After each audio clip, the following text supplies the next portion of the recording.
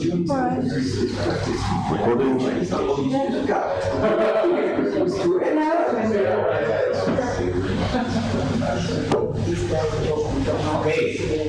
I think we should begin with our last session. Should we begin with the end? Yeah.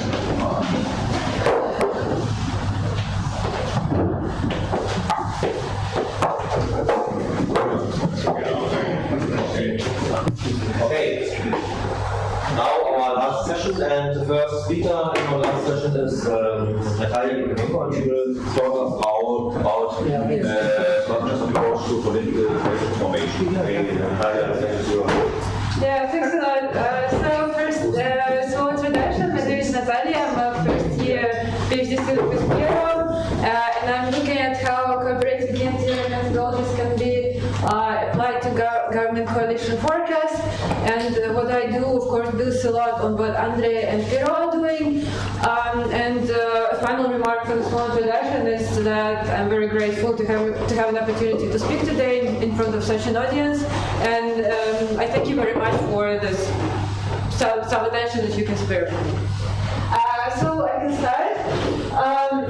And classically, cooperative game theory is looking at the problems of government formation by applying the Shapley-Shupik power index, but the problem with that is this is an ex-ante approach, so it doesn't take into account some constraints that already exist in the world of government formation.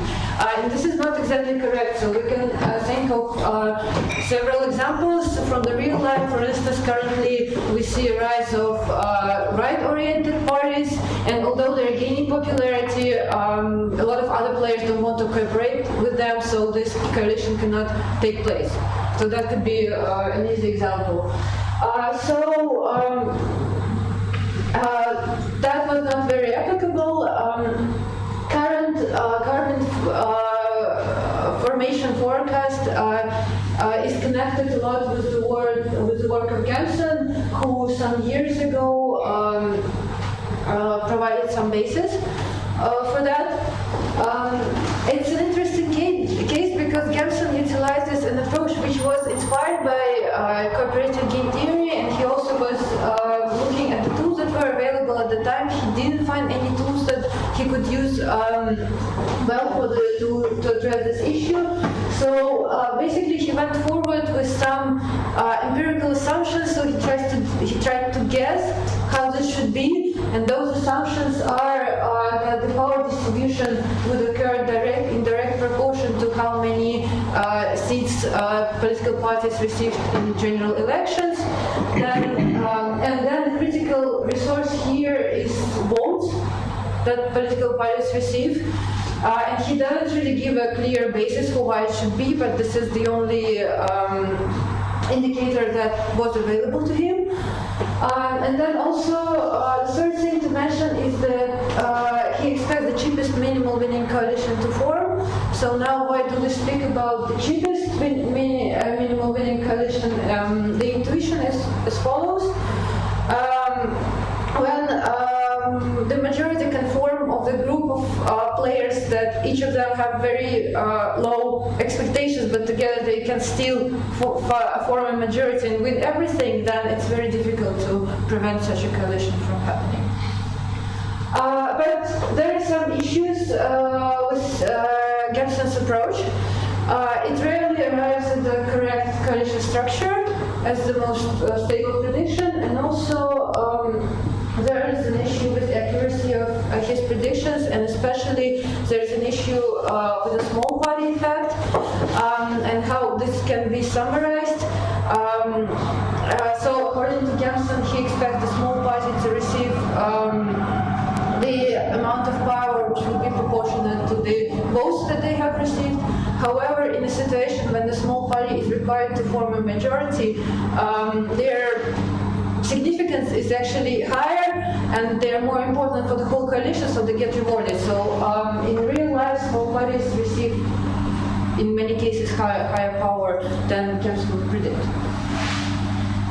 So the idea is to try to apply a game theory approach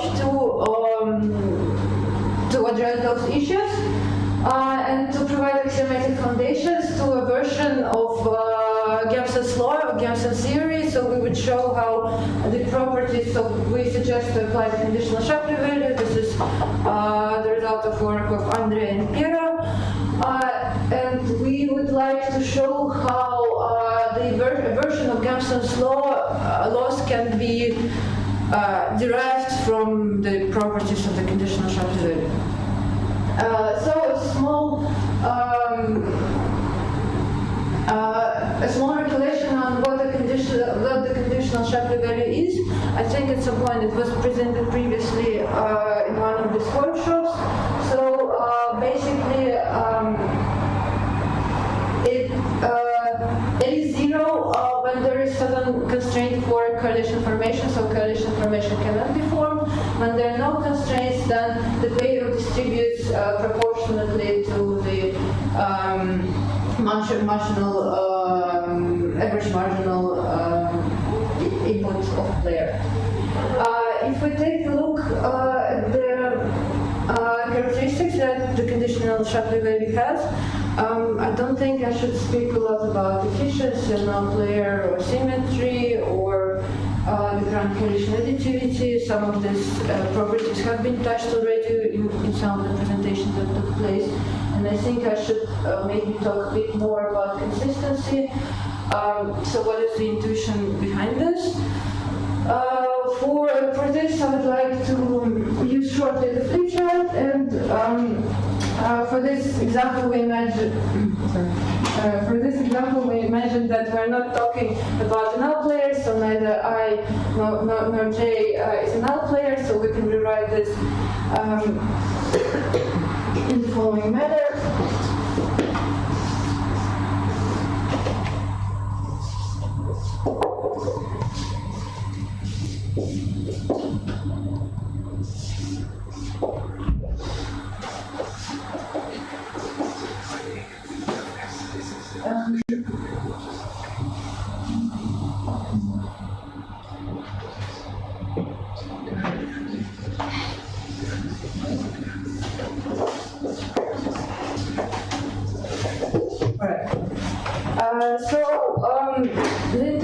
The intuition here, I'll come back, is that in the case, we can imagine that the first approach is the coalition S. However, then more constraints come into picture, so we arrive in the coalition T. Let's imagine that this coalition is narrower than the first one. This property says that the payoff of the players I and J, if moving from coalition S to coalition T, will change proportionately. So, for instance, if the new coalition is good news for player A, then it's also a good news for player J, and in the same proportion. May I ask a question? I'm not so much familiar with this framework. So what was the? Maybe I just pay attention right now. What was the primitive? So you have a TU game and a coalition structure, or? Yes. Shall we go back? Maybe I should say that also I haven't mentioned that this formula is valid for monotonic games. So we. Okay. If this helps, and if we need more. Okay, so the coalition Shapley value assigns a payoff to every game, player, and coalition, which that player could be. Yeah, sort of. Yes. Right, yes. Okay. And of course, a player I has to be in coalition S. Okay. And the games have to be, as Natalia just said, to be monotonic. You can think of the Shapley value as an ex ante notion of influence. Yes. But the conditional Shapley value answers the question, now that we know which coalition is formed, Okay. How will power be distributed among the members of the coalition? That happens proportionally to the ex ante Shapley value. Okay. Is it coalitional or conditional? Conditional.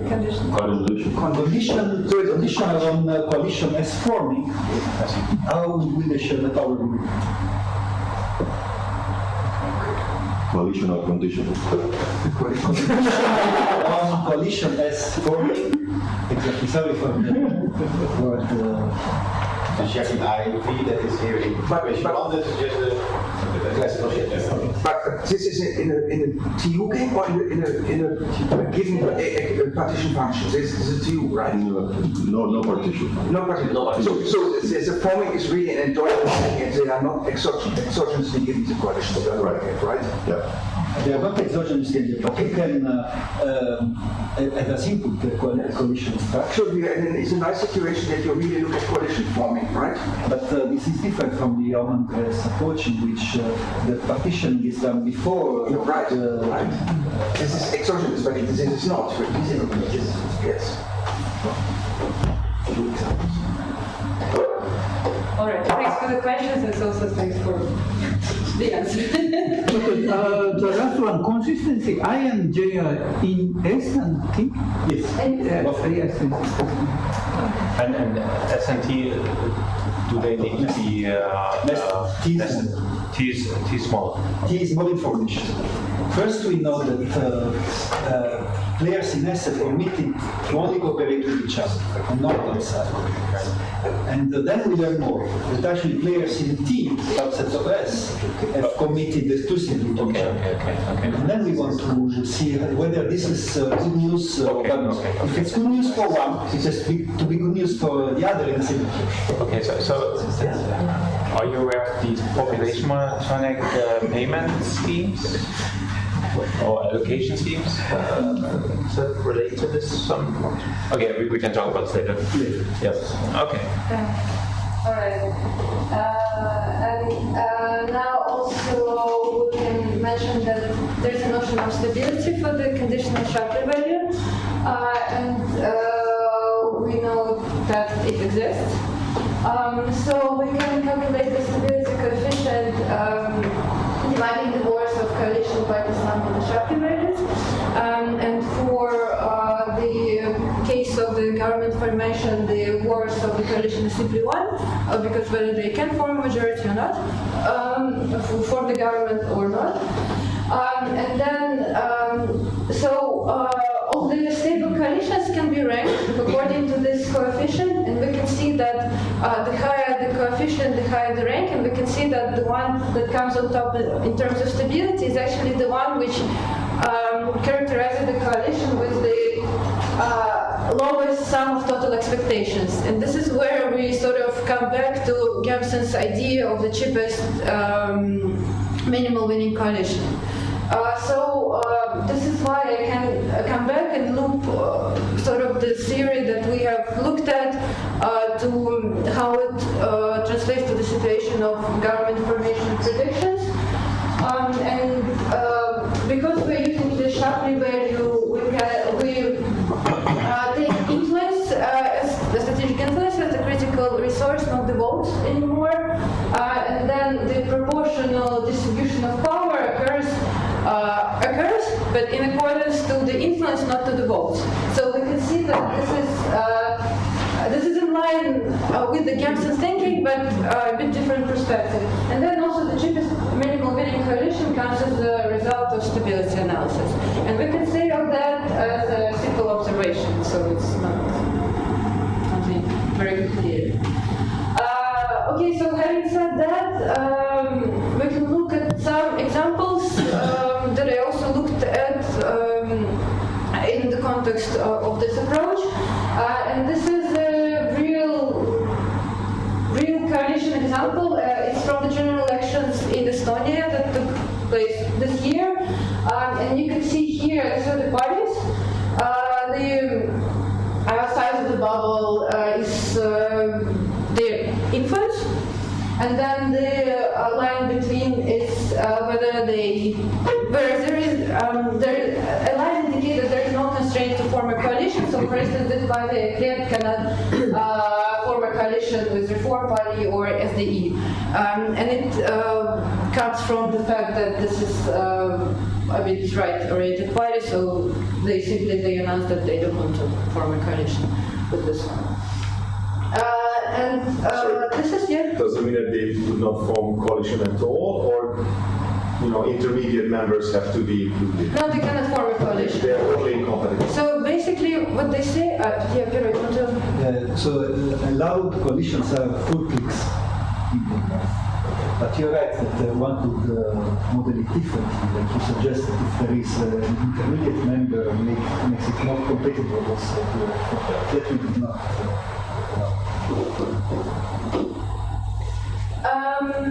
And let's move on with the example. So here, this is the prediction of the coalition structure and power distribution that we get based on the conditional Shapley value, and this is the one that we get based on the Gemson's approach.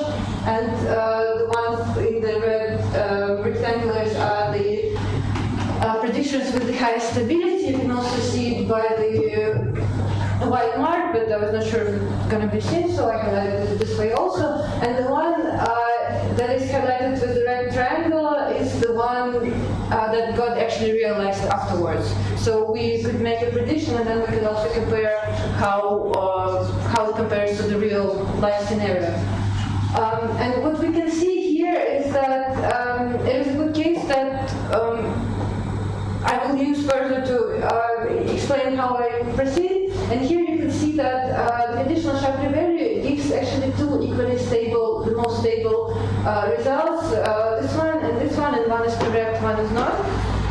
And for Gemson, we can see that the most stable is not the one that got realized, but the second stable is the one that actually realized later.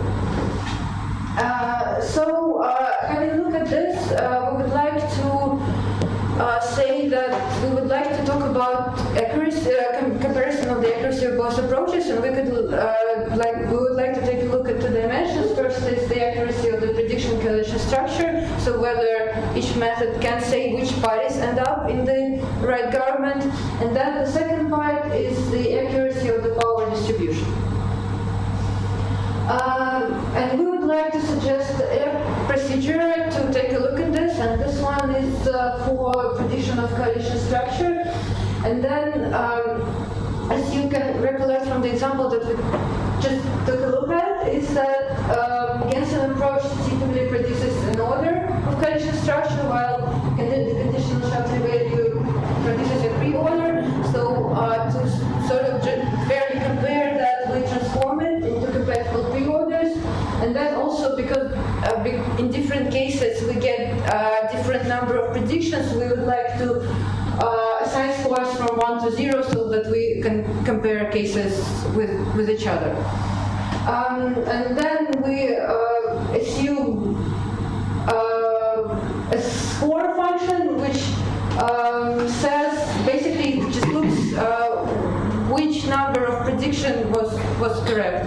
And also, if the actual coalition contains redundant members, we take as correct the first one, which is fully included, the first minimum winning coalition that is fully included in the actual coalition. And then for the power distribution, this is a separate test, a separate thing to look at. And we take the actual government structure that we know has taken place, and then we try to see which method, based on the known coalition structure, predicts a better power distribution. And here I need to say that to do that, we need to assume, we need to make an assumption about the words of prime minister, which is a bit arbitrary move, and it's subjective. In the future, we plan to try to make a case for each country, but for today, I considered very few cases where I just put a 20% for the words of prime minister. And then we also take a loss function. We just calculate the square difference between the observed value and the prediction. And this is, I took only 4 cases for today, so this is a very limited results. But here we look at how accurate was the coalition structure predicted by conditional Shapley value and by Gemsen's theory. And then the highest score here indicates a high accuracy, and we can see actually that performs better or as good as Gamson. So we have some indication of positive results here. And if we look at the power distribution prediction here, a lower score here indicates a high accuracy, and we can see that for the overall power distribution, the conditional Shapley value performs a bit worse than Gamson's theory. But if we look at the small body situation, then actually the conditional Shapley value predicts it better. So we also have some positive result with some problem that existed with the Gamson's approach previously. How do you measure the power distribution in a coalition? Basically, we look at how many ministries get assigned to each party, and then also, as I said, we have to make some assumption that prime minister is worth, for instance, several ministries. And currently, I took 20%, which is arbitrary, and I plan to take more cases and basically come with a more reasonable assumption for this. The ministries are a bit symmetric, so they are worth the same. We treat it as so. But I think it's good. Comment.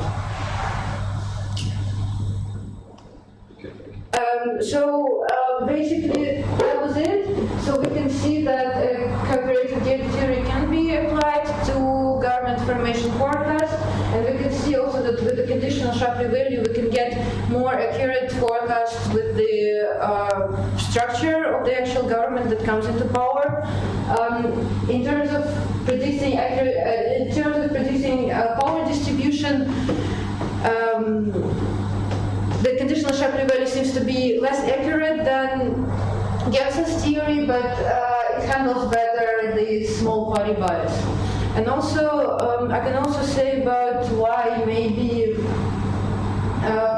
Gamson's theory, so the distribution of power proportionate to the number of seats won in parliament could be, negotiation process is a complicated process, and then still the number of seats can be a focal point in negotiations, so that could be a reason why Gamson performed so well in predicting overall coalition structure.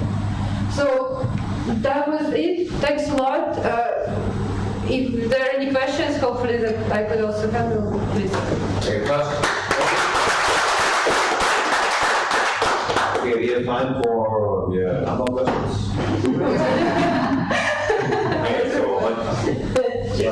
Okay. Well, I missed at the beginning. So, what do you mean by stable coalition? Is it just majority? We have a notion of stability. It comes from the theoretical work of Andre and Piero, and this is how it's defined.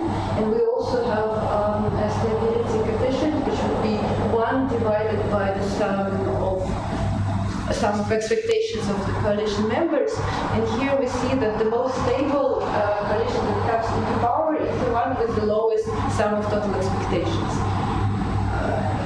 And the intuition is that they expect little, but they get everything, so they get to form the government, and then it's a very powerful coalition. This is why it's looked at as stable.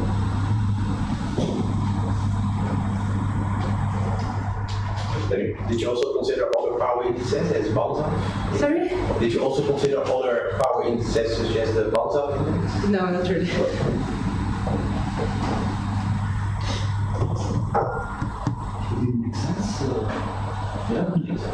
Also because I think when you normalize it, it's that type of problem. So if for getting this coalition structure, for example, if you normalize Balta, then it has a property that if you form a majority coalition, then the power ratios of the government coalitions according to Balta are the same as in the full game with all the players.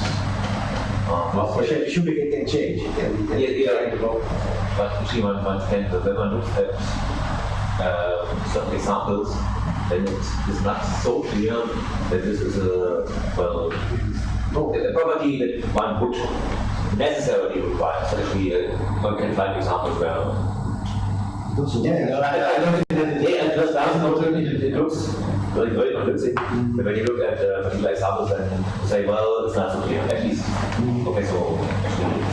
We need to call here twice as many votes for its own. Sorry. No, if I times up intake, but also in coalition. Yeah. Also, my impression, we discussed, I think, once another possibilities is that the result that there is always a stable coalition structure may not hold the concept of condition. But here, there is always a stable solution structure when stability is defined with respect to the initial shell. And maybe with a different solution concept, it is not different to the water. But that could support this CGTW.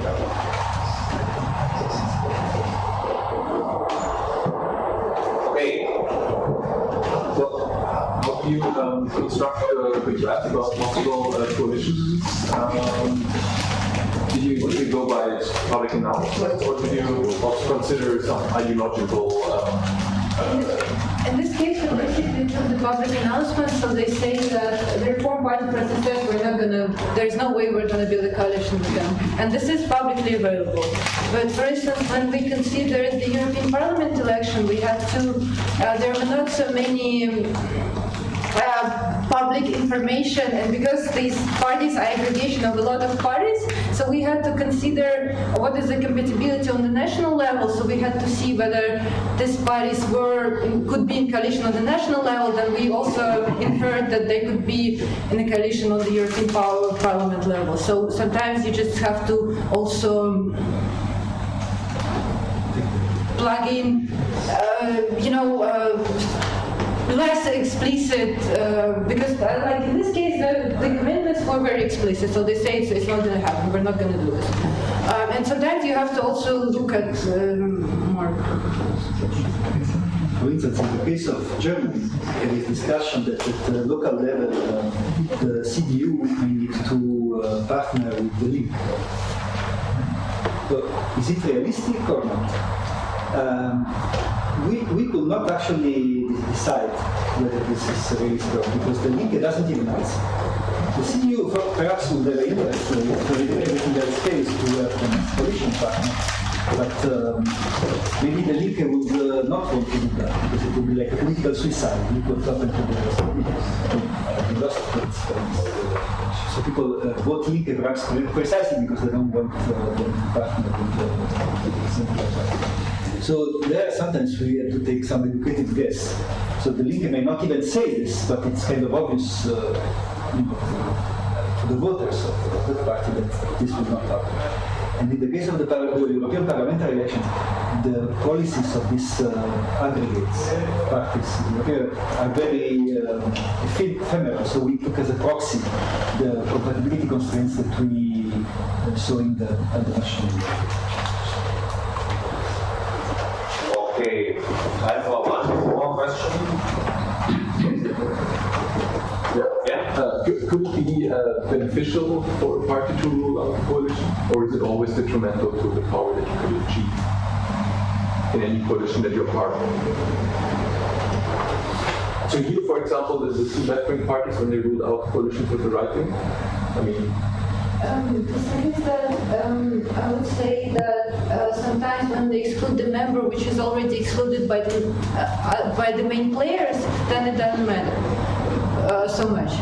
But when you exclude a member which has a lot of influence, then you can also see that the power of this player also decreases. So basically, if you exclude a party, that party loses influence and you lose influence. Or in some limited cases, you don't lose influence simply because it's obvious that this party will not be part of any coalition. But because of the normalization, this is not always true, actually. You might gain from refusing influence, so there's this quarreling paradox. I'm not sure if this will happen here. Yeah, that's what I'm sort of wondering. Maybe this type of examples not generally could happen.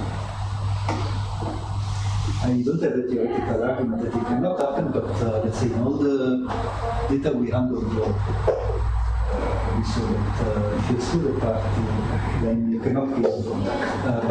There should be very large differences in size. We found cases in which if two parties in a coordinated way exclude a third, they may both go.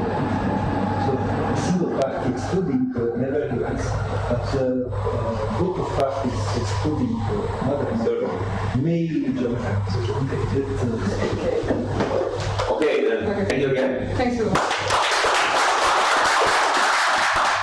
Okay, our last speaker is Francesco Labuba, and he will talk about games in context and approach to context, the patterns, and cooperative games. If your whole stage is yours.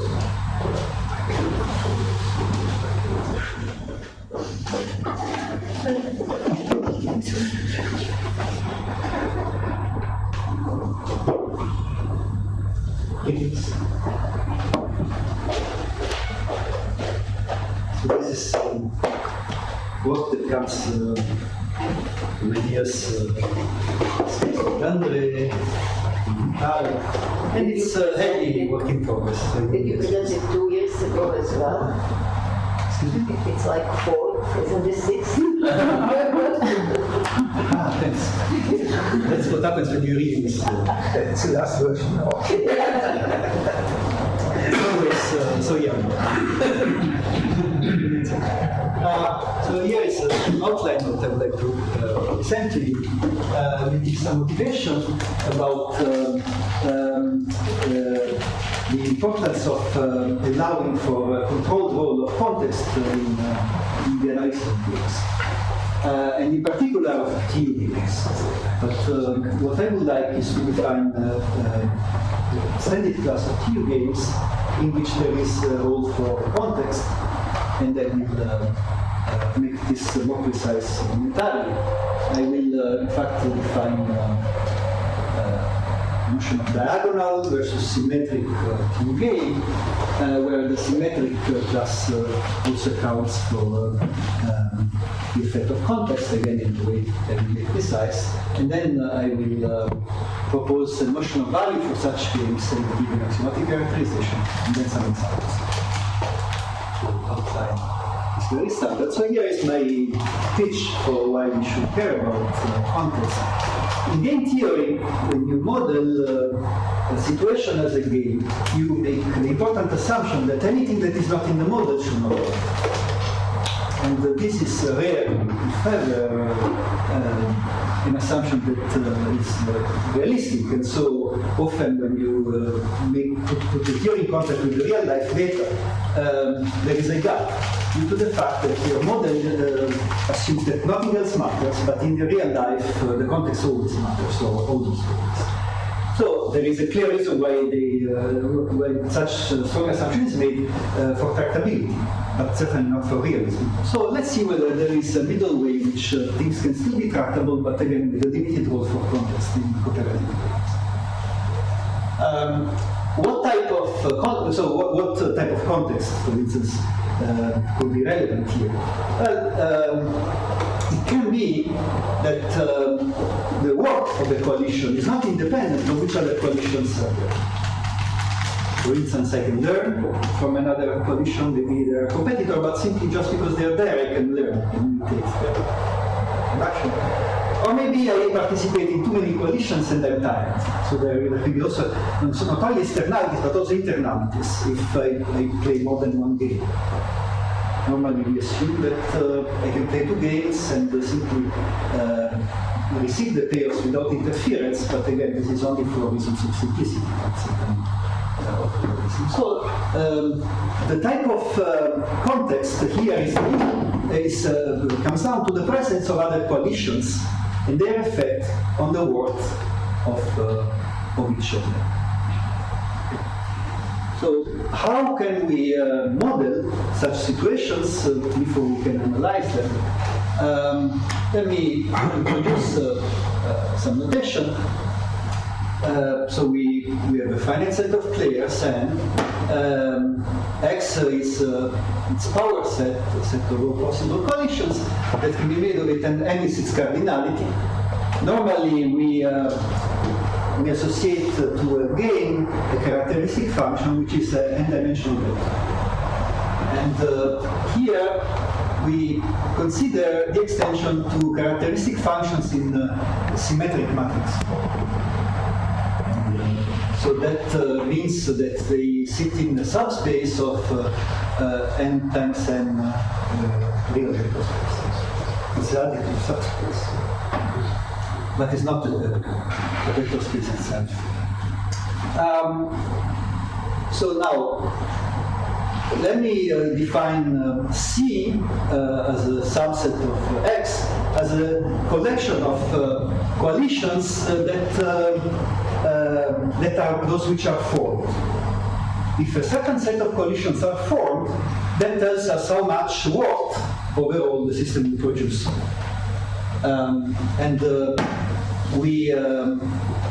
We associate to this family of coalitions that form in C a vector with ones at the positions corresponding to those coalitions and zero levelwise, so that we define the worth of such a complex of coalitions in the presence of each other as the quadratic form UC transpose UC. Let me give you an example momentarily. In particular, if C is a singleton coalition, then this is interpreted as the worth of that coalition when no other coalition is present. Okay. Here, one question. Sure. The coalitions which are formed are disjoint, or you allow simultaneous I membership? even allow simultaneous location. So that's why I speak about externalities and internalities. This here is the case of a diagonal game. Diagonal game is really a moot generalization of classical T games. Simply, instead of using characteristic vector, I use a characteristic diagonal matrix. What is special about diagonal games, when we apply the rule I just defined to calculate the worth, is that if there are two coalitions that form, their worth is just the sum of the worths. Because, for instance, if I and J are both formed, then UC will identify these two rows and these two columns, and the worth will be the sum of 100 and 125. So the worth of a complex of coalitions in a diagonal game is just the sum of the standalone worths. The worth of a coalition is independent of whatever other coalitions may be present or not. By contrast, here is a symmetric game that is not diagonal. And here I model the situation in which there is a negative externality associated with player I. In other words, if player I is present alone, that's 100. But if J is also present as a separate coalition, yes? So J is one coalition, singleton, and I is another singleton coalition. What happens, what is the total worth that they produce when they operate in the presence of each other? And applying this, one finds that it's 100 plus 125 minus 20 is 205, which is different from the sum of the two standalone worths. So now we can model interference effects in the worth of coalitions when they operate in the presence of each other. How to analyze this? So this is the input. This is what we get as input of situation what we call the gaming context.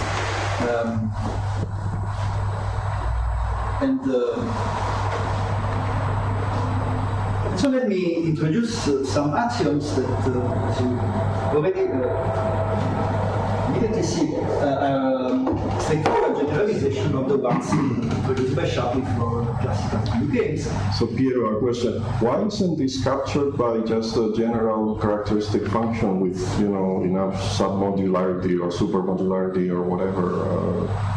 Because that will restrict the class of rather than extending it. I'm here considering games which don't admit representation in vector characteristic form. Because in the vector form, you are forced to assume that the worth of each coalition is independent of which other coalitions form. Yeah. Whereas here, I would like to make that dependent on which other coalitions happen to be formed. Okay. So, Is it conceivable that this framework leads you to something equivalent to the partition function domain? Or? The partition function approach doesn't model internalities. So, in other words, if I, in the example earlier, let's see, is present, and also there is another coalition ij present. Here I don't assign a negative internality, but it could be that I is tired of participating in more than one project at the same time, so that could be also the internality. So I would rather speak of interference in the work of coalitions that are present to each other rather than externality or internality. I would call them more general interference. So you also have externalities, or do you just have? In this example, I only have an externality whenever there is a coalition that includes I and a coalition that doesn't include it. So then there is a negative externality. For instance, if ij is present and k is also present, then there is an externality of minus. Because there is competition between any coalition with I and any coalition that excludes it. This is just an example, of course. You can model other cases of interference. I'm sorry, I'm not sure whether I understand. So instead of, let's say we have TU games, and in a TU game you assign a worth to every coalition. Now what you do is you assign a worth to every partition. No. Right? Of a coalition. To any combination, not a partition, because there can be overlap between two. For instance, ij and I overlap. And still, it's possible for me to configure here a parameter that says what externality the two coalitions ij and I, externality or internality, would feel if they are both active. Normally, you assume that if there are two games, those two games happen without interfering with each other, and so the payoffs are just the sum of the payoffs, and the worth is just the separate worth in the two games. But here I want to allow for situations in which what ij can produce, in principle, can depend on whether I is also engaged in another project. So whether I and ij exist at the same time. But you are speaking on one game only, right? No. So you have here, it's in mind, several games, not sub-games of one game, but several games. It's normally you assume that if a certain player is playing more than one game, it's as if these games were played in isolation and the payoff is just the same. This is very restrictive. I would like to allow that if the player is playing with the same set of players, but two different games. So in one game joins one coalition, and in another joins another. And then these two coalitions have to operate in the presence of each other. So the externalities comes not from being external to some coalition, but being involved external in a different game. So that's why I call them internalities. No, but of course, this kind of externality I would accept, say, easier than the other kind of, as under the name of externality. Yeah, that is true. Yeah. Frank, did I answer your question? Yeah, I think so. Let me introduce some axioms that generalize those introduced by Shapley. Efficiency here is delicate because normally you just assume that the current coalition forms, that's the only coalition that forms, and so efficiency is defined by that level. And here I would like to extend the efficiency axiom in the direction of extended value that already was mentioned, in that I would like the total worth generated by a complex C to be dynamically generated. So in other words, if we know that a certain set of coalitions in C merges, we know how much the complex will produce, and that's exactly what can be distributed to the players. Except that normally we assume that N is the only collision that forms. And here I would like to say more generally, whatever collision forms, collision structure forms, or collision family forms, whatever the worth of this is, that's what the players will get. Now, of course, if you take T to be the empty set and S to be N, this is just the normal efficiency condition. So it's a bit unusual. Now, symmetry, you can phrase it in terms of matrices by asking that if there is a permutation matrix which switches the rows and columns of players I and J and whatever conditions they're in, and this leaves V, the characteristic matrix, unchanged, then these two players will get the same because they are same.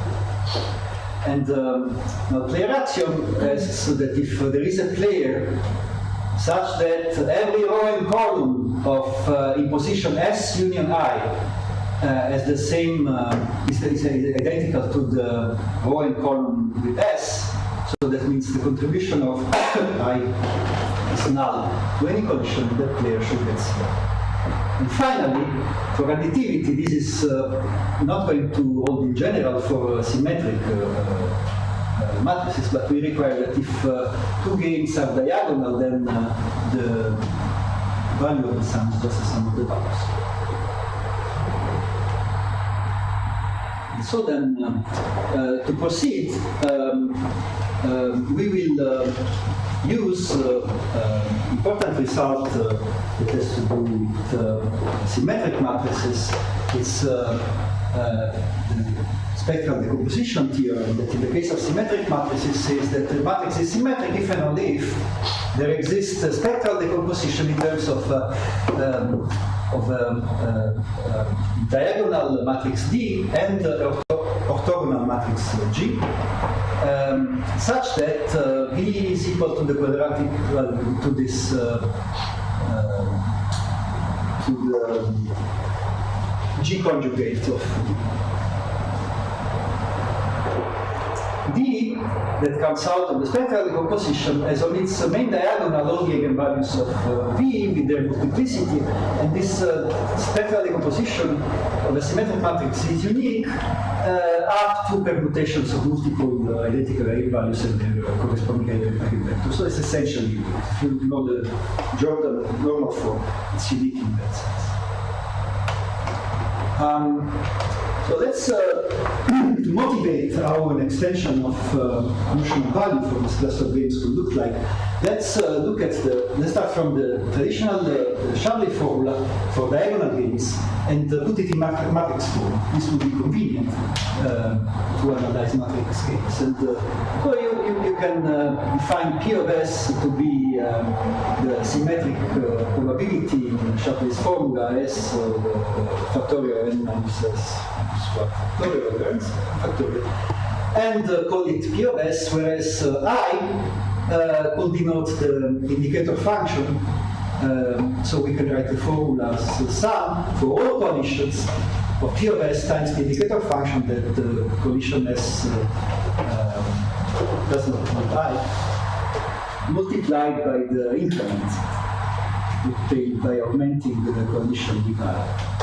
And we can put this into matrix form. Let me define excuse me for the bad notation, diagonal matrix with the diagonal elements given by the indicator function, and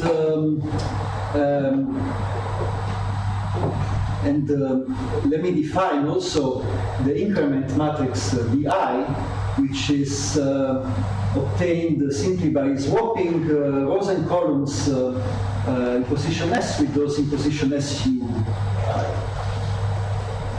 So it's a permutation matrix. It's a simple permutation matrix because it's symmetric. It is a product of disjoint 1 and 2 cycles. The most you have to switch disjoint pairs of rows and columns this way, and that's good because then when you make when you conjoin it with conjugate it with T. because under conjugation this remains a permutation. So di is the increment matrix, and we can write the whole Shapley formula in matrix form, only depending on the characteristic matrix, in this case diagonal, as you see. To make it a quadratic form, notice I take the square roots of the probabilities, called this psi, so that we have a quadratic form in the square roots of probabilities, so it's actually linear in the probabilities. If the probability in the formula differs from the one in the Shapley formula, one speaks of a quasi-value.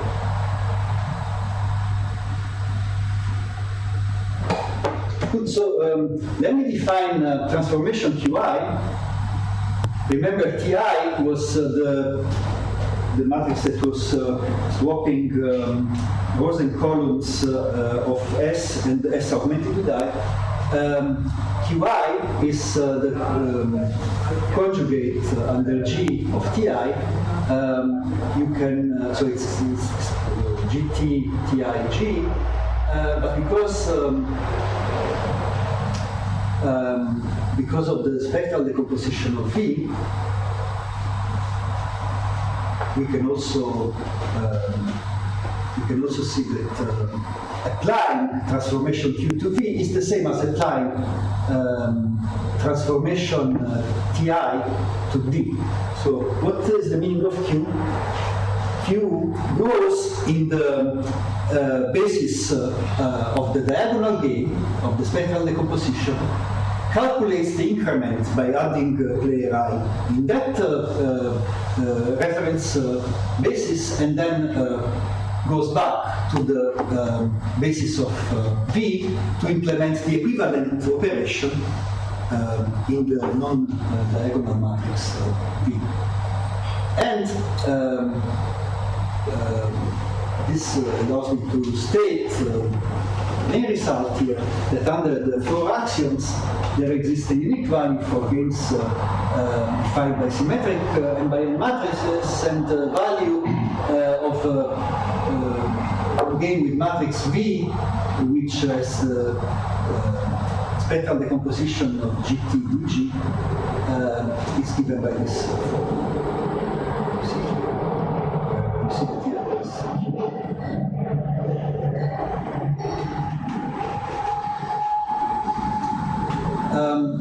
What's an outline of the proof? Existence is shown by verifying that this formula satisfies the four axioms, and actually that's easy. And to prove uniqueness, we have to define an extended family of carrier gains, because symmetric matrices have a larger basis than n-dimensional vectors. In particular, for the case of symmetric matrices, when it's a basis of n times n minus 1 divided by 2. And so then we define carrier games in which two distinct coalitions, S and T, are jointly decisive. Of course, if T is the empty set, then these are the familiar carrier games in Shapley proof. The payoff of each of these games is 1 or 0, depending on whether or not exactly two coalitions are formed, which include respectively S and T. So it's, you can see along the lines of carrier games, so here we have two possible coalitions that form. By symmetry, all members of S and all members of T should receive the same payoff. By efficiency, if the payoff is received by C, then they should all get the symmetric portion of it. By the null player axiom, all other players should receive 0. But then this m times n minus 1 divided by two carrier gains divided over a basis for symmetric matrices. And so by additivity, the operator must also be linear, and it's uniquely determined by the basis pairs. That's the outline of the proof. And then there is further characterization that shows that the value can be regarded as simply the quasi-value of the associated diagonal gain. So we can reduce back the complexity of our matrix notation and recognize that the value of gain in symmetric form is just a quasi-value defined defined by the orthogonal part of the transformation times the increments defined by the associated diagonal. So how do we solve the game with externalities or internalities with interference? We associate it with the game without externalities, and we solve, we calculate the value in this game, and then we transport it back in the basis of the symmetric matrix to calculate the pairs for the pairs. And okay, the proof actually is not difficult in this case. It comes from matrix calculus and definitions of these functions. Let me give you some examples. How much time do you have? It's 5 minutes. So here is the diagonal. The formula that you have seen, actually I used I implemented in software this formula from the core. So in the case of a symmetric game, of the diagonal game, these are just the Shapley values. So the formula reduces to the classical Shapley value. With the game, with the externalities that we have seen before, instead, one finds that I, who is responsible for the negative externality, receives less than in the case of no externalities, whereas the two other players receive a bit more. Here the situation is complicated by the fact that the sum may not be 500 anymore, but remember we can rescale it because efficiency here is just a factor of scale at the end. So if we require that also in this game the sum of the pairs will be 500, we see that actually it confirms player I gets less than 161, and the two other players get more. Permuting the role of two players, for instance, J and K in this example, here you see J now produces exactly what K was producing in each possible scenario before. And what happens in this case is simply that the payoffs are permuted for the players. And if one player is null, that means that the row and column corresponding to it are 0. And so that actually, so it's like the empty set, and that its contribution to every other condition is also 0. So this is the corresponding matrix, and we see that in fact the null player gets 0 as such. Done, and they Okay, we have time for 1 or 2 questions. So you speak about rescaling, but then you lose some properties, I guess. When you rescale, you speak about rescaling, one of the last examples. Yes. Then you lose some properties, I guess.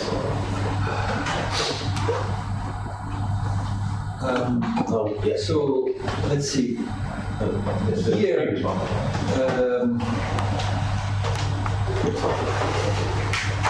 What's the example of your you talked about rescaling? Here there is the condition that the sum of the payments must equal to what is produced. Now, if I go to the example, I don't know how much is produced because I actually don't know what is the probability by which this. But the first numbers that satisfy your efficiency. The first numbers, like there are the numbers, the first numbers and the number in brackets. The numbers in brackets are the rescaled ones, which sum to 5. Yeah, but those that you see here,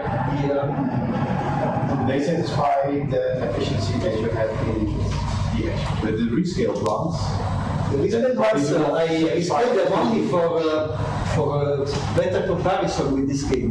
Actually, this game and this game, even though they're similar numbers, they're different. They have a different set of eigenvalues. And, But if you look at the mapping, that's the solution that assigns to every game in your context the rescaled numbers, then that solution probably does not satisfy additivity, I guess. So then you have to somehow choose either of these. It will depend on the rescaling that you. Yeah. Actually, you can't always rescale. Yeah. But But then you have not you have here some kind of weighted additivity also. Where the weight depends on the game words. Yeah. So I don't want to say much about this. This I made only because this one game is a completely different game which looks similar, but actually it's not directly comparable because the sum of the payoffs in this matrix doesn't need to be 5. Yeah. And so to facilitate the comparison, I put them on the same scale. But if you tell me that this is not legit, I take. No, I just think that if you consider the solution that always assigns the scaled payoffs, then it must be that one of the other actions is not satisfied. No, that's so that I don't want to impose, but I only do as comparative stuff. okay. Okay, I think, I could know about marginality or something in this direction. So when you have carriers, right? So you can kind of define some sort of marginality, and that makes sense because it goes perhaps directly back to the primitive, to the matrix. I understand what you mean, and I would like to understand it better, but this we require for thanks. And what about the null player axiom? In partition functions, there are multiple versions to define that. So have you explored different versions of that here? So let's see. I consider a player null if it adds nothing to any coalition, to every coalition, and moreover it produces no externality. So in other words, in matrix form, player will be null if the lines that contain it, part of a coalition, are identical to the rows and columns which don't contain it. So this will be a matrix which has multiple identical eigenvalues in this case, among the lines that contain and not contain. And it turns out that if the player is null in the symmetric game, then it's null also in the associated diagonal game. And if two players are symmetric in the original game, then they are also symmetric in the associated diagonal game. And so that counts for the fact that we can, for the result of the curve, we can treat these cluster games as quasi-values. okay. Thank you again. Okay, then maybe some closing words. Yeah, actually, okay, now with this last talk, well, our workshop is